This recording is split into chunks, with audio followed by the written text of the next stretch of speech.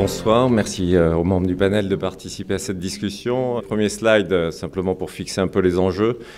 500 milliards pour l'ensemble de la distribution, 130 milliards pour la distribution spécialisée.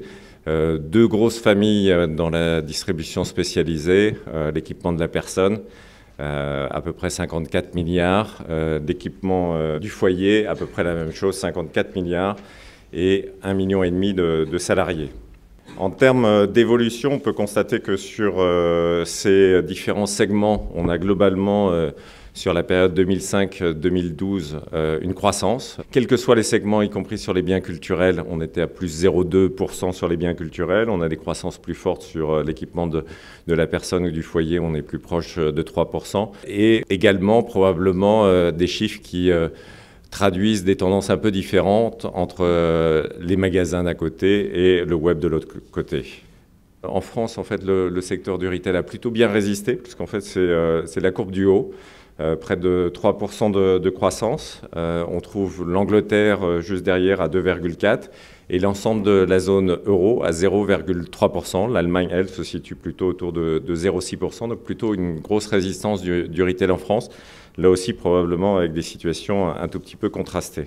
Les problématiques qui se posent, on les retrouve en fait au travers de quelques chiffres. On constate suivant les secteurs, alors on est encore très faible en alimentaire puisqu'on est à 3%. En moyenne, on est à 7% en fait de ventes web en France en 2012.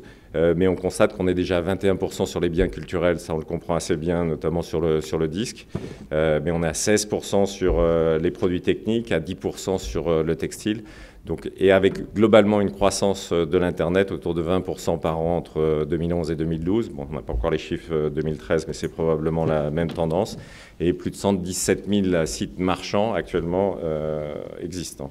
Deuxième interrogation, c'est finalement, est-ce qu'on est sur des positionnements avec le prix, exclusivement le prix, fort de plus de 100 opérations traitées dans le retail par nos équipes. On a constaté une augmentation en fait, des taux de promotion globalement.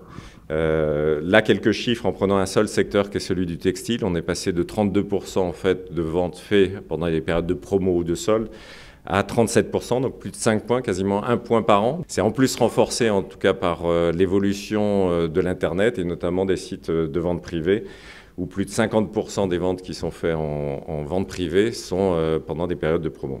Dernière slide de tendance sur le sourcing, plusieurs stratégies possibles. Donc est-ce qu'on est dans le succès du Made in France? On a constaté une baisse des importations de 4% en valeur en 2011, donc c'est un peu supérieur à la baisse de l'activité. Donc est-ce qu'on n'est pas en train de voir des stratégies de rapatriation de la production pour des sujets de qualité, des sujets de réactivité, des pressions inflationnistes aussi dans les pays d'Asie. Donc c'est une tendance, est-ce qu'elle va se confirmer?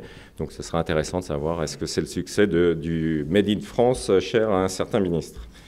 J'ai déjà beaucoup parlé d'Internet et demain, on était sur le magasin, le web était une nouvelle évolution. Est-ce qu'il n'y a pas une prochaine révolution aussi pour la distribution qui est la fabrication en 3D qui pourra révolutionner peut-être certains segments en tout cas. Donc c'est peut-être une question très prospective, peut-être pas pour les 5 prochaines années, mais pour les années suivantes.